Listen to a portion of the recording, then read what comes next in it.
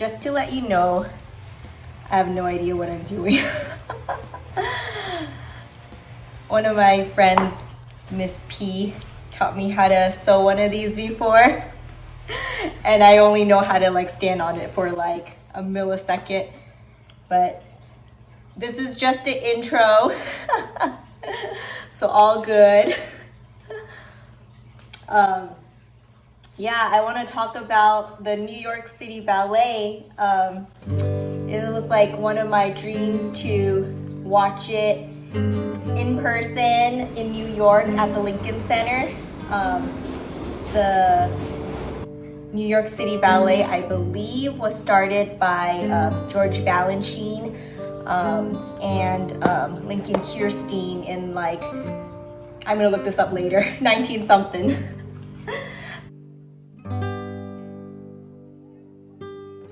I followed the New York City Ballet for like 10 years on YouTube.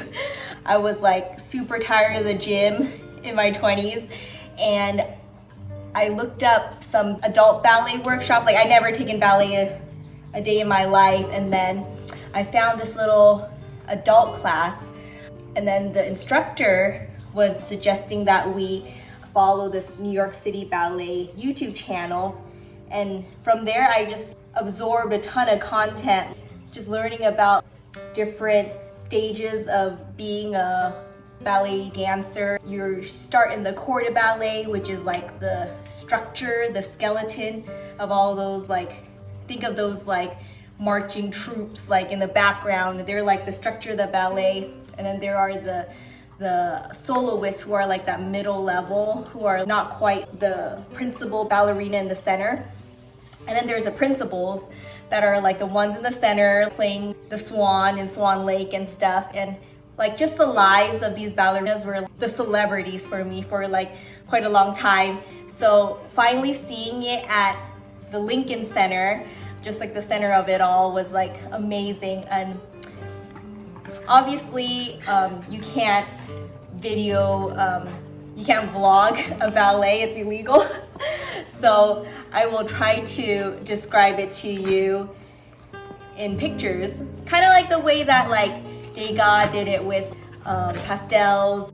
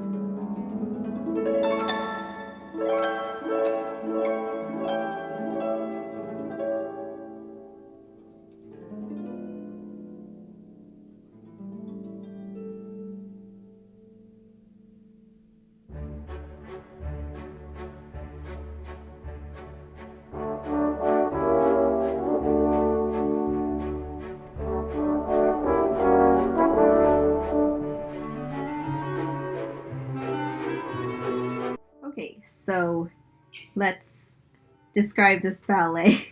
What happened? This is so funny to me because there was one time I got my cousin, my brother, and my uncle to watch the Hong Kong ballet in Hong Kong. It was a beautiful ballet where I think we took the ferry, because there's a ferry between Hong Kong Island and another island. Very bad. And you have to cross the ferry to see the Hong Kong Ballet. And it was a beautiful night. And then we watched like the first act of, I think it was Nutcracker. And then like intermission happens, and then me and my brother, like, we look at each other and we're like, okay, let's see what's going on.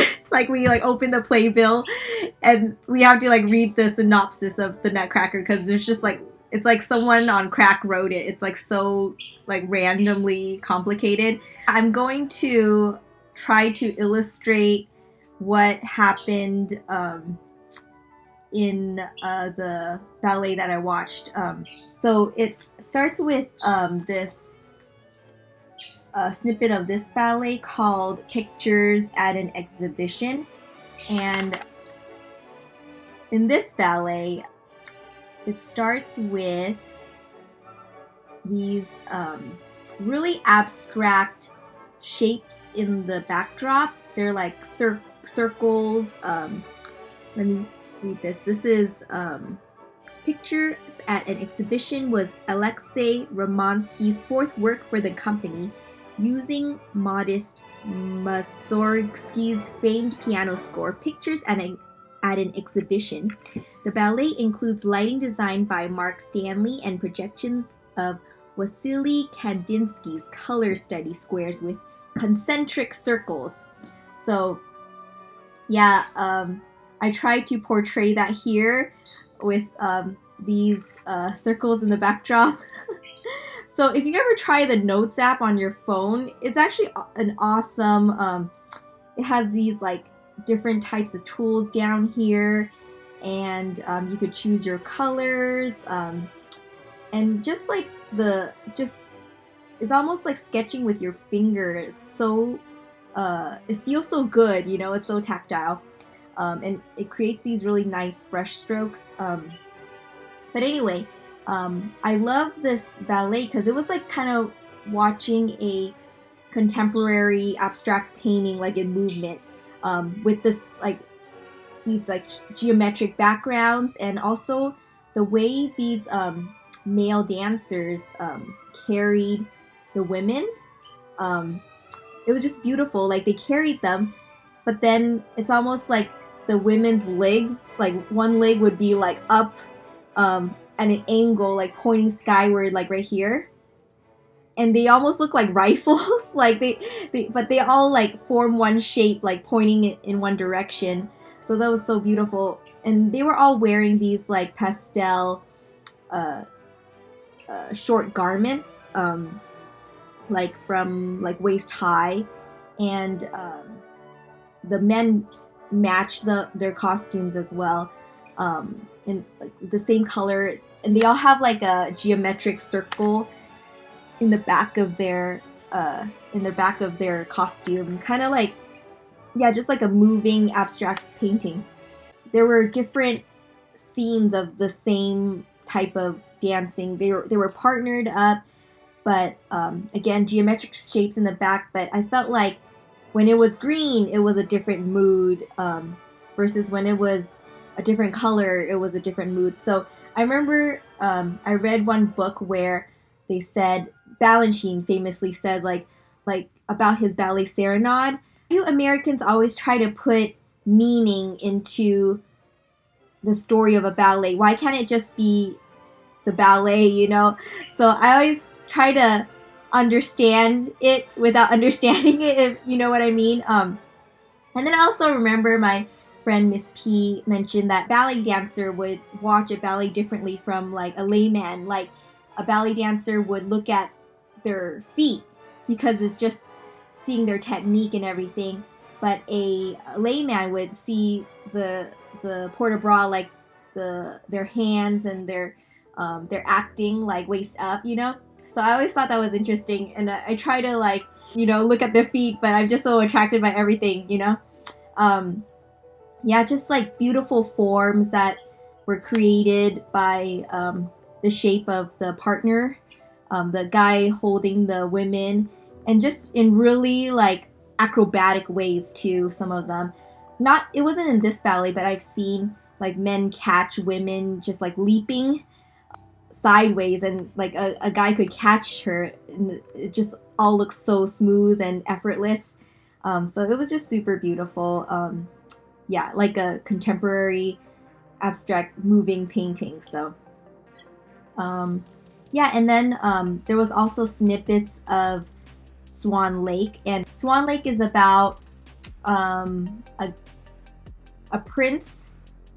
He is forced to marry not for love by his mother.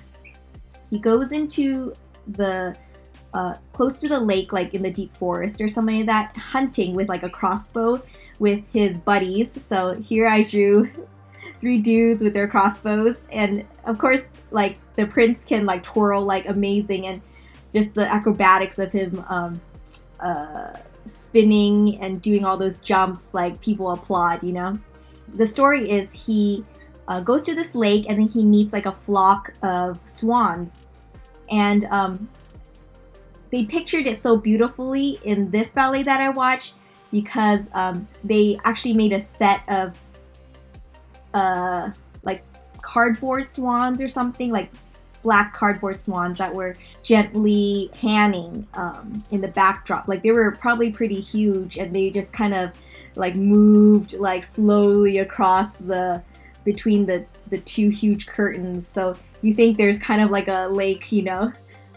After the prince goes into the lake, he sees the flock of swans, and then one of them is Odette, and she is a white swan. So I felt like this ballet was super edgy, because usually I think all of the swans in a swan lake are white, but this one, they were all dressed in black. It looked very lacy, like black tutus, and only Odette, the main swan, was white. So the prince sees Odette transform into a maiden, and then he like falls in love with her, of course, and then tells her to go to the ball at the royal palace.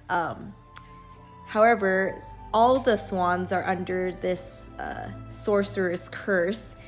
So this sorcerer sends his daughter, Odile, to the same party and makes her look like Odette. So at the party, the prince is like, oh my gosh, it's Odette, but it's actually Odile, the black swan. And the story ends in like sadness, of course. Like, yeah, I think one of my most favorite ballets I watched with my buddy Miss G is Onasian. I don't know if I'm saying it right, but it's about, I think, a girl that writes love letters to an older man, and he like tears it apart and then throws it to the wind, and then years later she's like this very accomplished older woman and like just a feminist, I guess, and then same older gentleman comes back and is like, oh, I'm in love with you, and then she rejects him and does the same scene, like rips apart his love letters. I think it is a Russian novel. So I hope you enjoyed my my vlog about the ballet without showing the ballet. I certainly enjoyed making these videos, and I appreciate you watching. Let's see. Yeah, here's just a sequence of my time in New York. Thank you guys.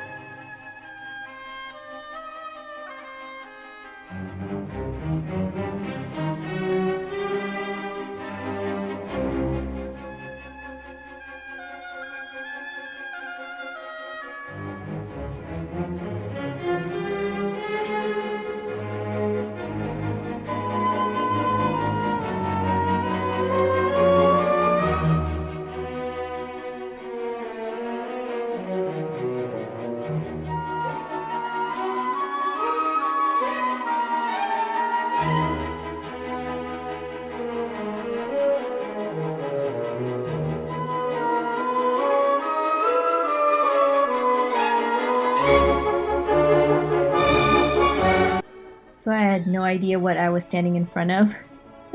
But apparently this is a poem by Julia de Burgos. And It's called I Was My Own Route, and according to skulltech.com, it is about the strong freedom and liberation of women.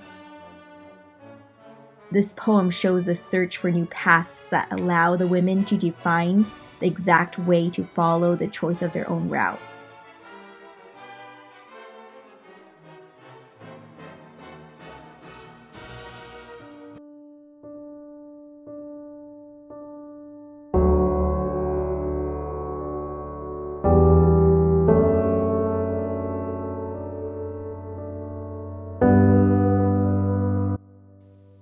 And I was all in me as life was in me. I want to be as men wanted me to be. An attempt at life, a game of hide and seek with myself. But I was made of presence.